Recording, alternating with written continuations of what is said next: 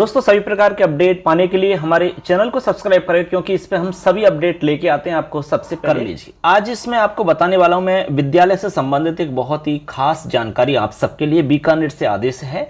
इसमें ये कई बार हम जिक्र करते रहते हैं, कई बार कंफ्यूजन में रहते हैं कि किसके कितने कालांश रहेंगे, कालांशों को वितरण किस प्रकार से होना चाहिए, विभाजन किस प्रकार से होना चाहिए, लेक्चर यदि कोई है तो उसके कितने कालांश होने चाहिए एक सप्ताह के अंदर या एक दिन में। इसके अलावा प्रिंसिपल है तो उसके कालांश कितने होंगे, सेकंड ग्रेड का कोई टीचर है उसके कितने होंगे, लेवल फर्स्ट और सेकंड में कितने कालांश होंगे, पूरी डिटेल में यहाँ पर आपको मिलने वाली है। बस इस वीडियो को देख लेना और अच्छा लगता है तो लाइक कर देना और अपने दोस्तों को शेयर कर देना। चलिए स्टार्ट करते हैं। देखिए पूरी जानकारी मिलेगी इसमें आपको। देखिए डायरेक्ट हम जानकारी पर चलते हैं।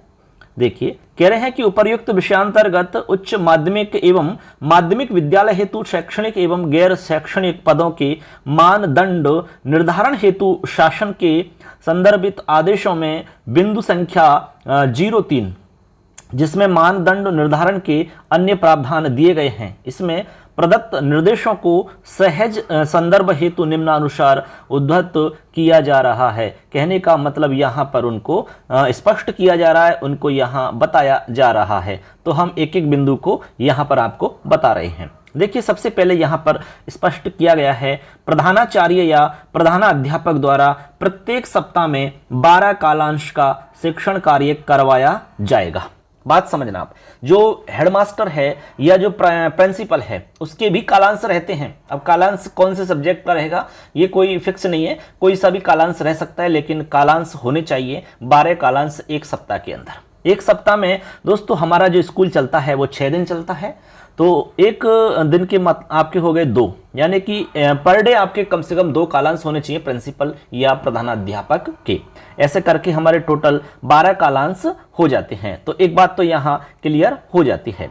इसके बाद में आगे देखते हैं दोस्तों। देखिए आगे कह रहे हैं कि विषय व्याख्याता द्वारा प्रत्येक सप्ताह में कुल 33 कालांश का शिक्षण कार्य करवाया जाएगा, यानी कि जो व्याख्याता है उसको 33 कालांश का शिक्षण कार्य करवाया जाना अनिवार्य होगा।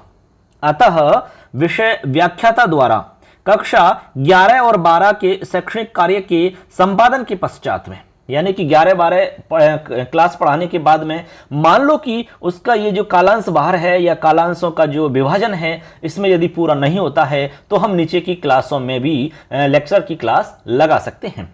ये लिखा है यहाँ पर। देखिए कह रहे हैं कि 11-12 के शैक्षणिक कार्य के संपादन के बाद भी कालांश भार शेष बचने पर कक्षा 9 और 10 को भी शिक्षण कार्य कराया जाएगा।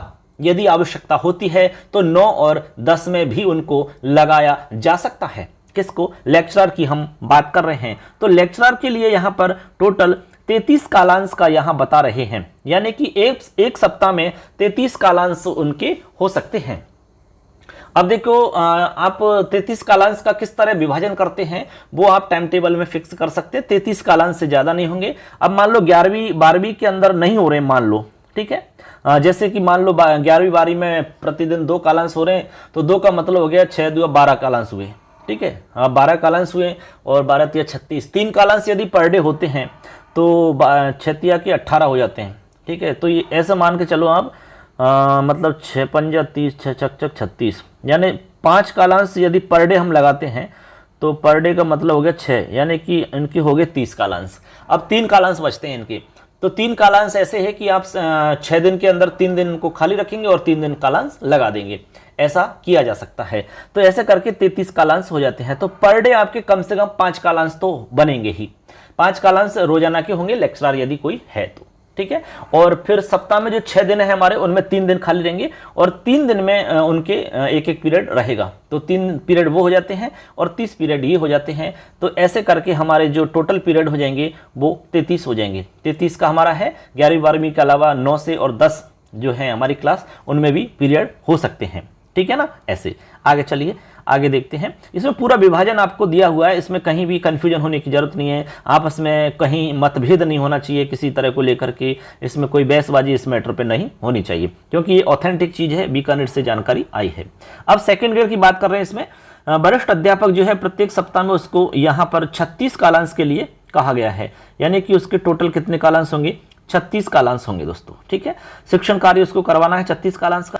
लेकिन दोस्तों यहाँ कह रहे हैं कि वरिष्ठ अध्यापक द्वारा कक्षा 9 और 10 के कार्य संपादन के बाद भी यदि कालांश भार उसका शेष बचता है तो उसको 6, 7, 8 को भी शिक्षण कार्य करवाया जाएगा। व्याख्याता के पद रिक्त होने पर संबंधित विषय अध्यापक जो है उसको वरिष्ठ अध्यापक द्वारा 11, 12 में भी आवश्यकता अनुसार शिक्षण कार्य करवाया जाएगा। तो कुल मिलाकर के यहाँ पर जो सेकंड ग्रेड का हमारा टीचर रहेगा उसको 36 कालांश यहाँ पर रहेंगे एक सप्ताह के अंदर। अब आप 36 कालांश का देख लो, छक 36 यानी कि एक दिन में 6 कालांश उसके रहेंगे। ऐसे सीधा सीधा गणित समझ लो आप। तो सेकंड ग्रेड का टीचर है तो एक दिन में 6 कालांश उसको लेने पड़ेंगे, तभी जाकर के उसका कोटा पूरा होता है। अब मान लो कि 9, 10 क्लास लेने पर नहीं हो रहे हैं तो 6, 7 और 8 क्लासों में भी उसकी क्लासें हो सकती हैं, तब जाके उसका कोटा पूरा हो जाएगा। ठीक है, तो क्लियर है, सेकंड ग्रेड तक क्लियर हो चुकी है। इसके बाद में आगे चलते हैं लेवल 2। अध्यापक लेवल 2 द्वारा प्रत्येक सप्ताह में 42 कालांश का शिक्षण कार्य करवाया जाएगा। अतः लेवल 2 द्वारा कक्षा 6 से 8 का शिक्षण कार्य संपादन के पश्चात यदि कालांश भार शेष रहता है तो 1 से 5 को भी शिक्षण कार्य करवाया जाएगा। व्याख्याता या वरिष्ठ अध्यापक के पद रिक्त होने पर संबंधित विषय के अध्यापक लेवल 2 द्वारा कक्षा 9 और से 12 में आवश्यकता अनुसार शिक्षण कार्य करवाया जा सकेगा। ये बिल्कुल स्पष्ट है। यदि मान लो कि लेक्चरर या वरिष्ठ अध्यापक की पोस्ट नहीं है या फिर मतलब पद भरा हुआ नहीं है, तो ऐसी स्थिति में क्या होगा, L2 का जो विषय अध्यापक है उसकी क्लास वहां पर लगाई जा सकती है। ठीक है, व्यवस्था अर्थ लगानी पड़ेगी हमें 9 से 12 के लिए। तो यहां पर L2 का जो हमारा टीचर होगा उसके 42 कालांश रहेंगे दोस्तों। तो दोस्तों यहां पर स्पष्ट है कि L2 के टोटल 42 कालांश रहते हैं। 42 का मतलब है कि 7 कालांश डेली के उसको लेने होंगे, 7 में 7 6 42, यानी 7 6 42 पीरियड यहां पर हमारे टोटल हो जाते हैं सप्ताह के अंदर। अब कैसे लगाने हैं वो आपके ऊपर डिपेंड करता है। ठीक है, यदि उसकी क्लासों में नहीं हो रहे हैं तो उसको जैसे मान लो आवश्यकता है तो बड़ी क्लास में भी हम भेज सकते हैं विषय के हिसाब से। अब इसके बाद में L1 बच गया। L1 के देखिए क्या है, L1 के लिए कह रहे हैं कि L1 का जो टीचर होगा उसके लिए प्रत्येक सप्ताह में कक्षा 1 से 5 को कुल 42 कालांश का शिक्षण कार्य उसको करवाना होगा, यानी उसके भी 42 कालांश है। लेवल 2 और फर्स्ट दोनों के लिए 42 कालांश यहाँ पर रखे गए हैं।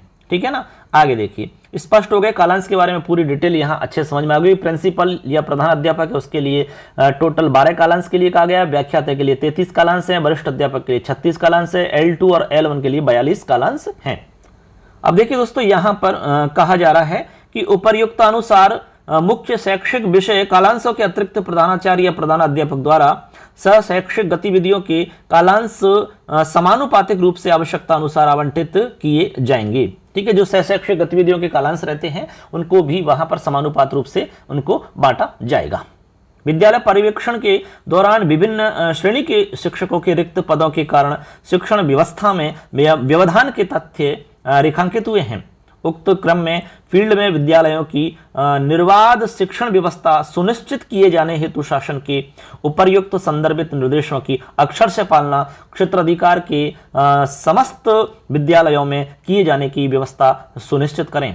संपूर्ण क्षेत्राधिकार में उपर्युक्त निर्देशों की पालना एवं क्रियान्विति सर्वोच्च प्राथमिकता से करवाई जानी सुनिश्चित करें। तो ये बीकानेर से आदेश हैं। बिल्कुल इसी रूप में हमें ये विभाजन करना चाहिए। बिल्कुल इसमें कहीं पर भी कोई मतलब हमें शंका इत्यादि की इसमें गुंजाइश नहीं है, स्पष्ट है सारा कुछ। तो इस तरह की जानकारी जो होती है, अपडेट जानकारी इस चैनल पे हम लेके आते हैं दोस्तों। एजुकेशन से रिलेटेड जो भी जानकारी रहती है हमारी वो यहाँ पर आपको मिल जाती है। तो दोस्तों इस तरह की जानकारी इस चैनल पर हम लेकर आते हैं, तो चैनल को सब्सक्राइब कर लेना और अच्छा लगता है तो लाइक कर देना यार, और सबको शेयर कर देना। मिलेंगे नेक्स्ट अपडेट में, तब तक के लिए जय हिंद, वंदे मातरम, धन्यवाद।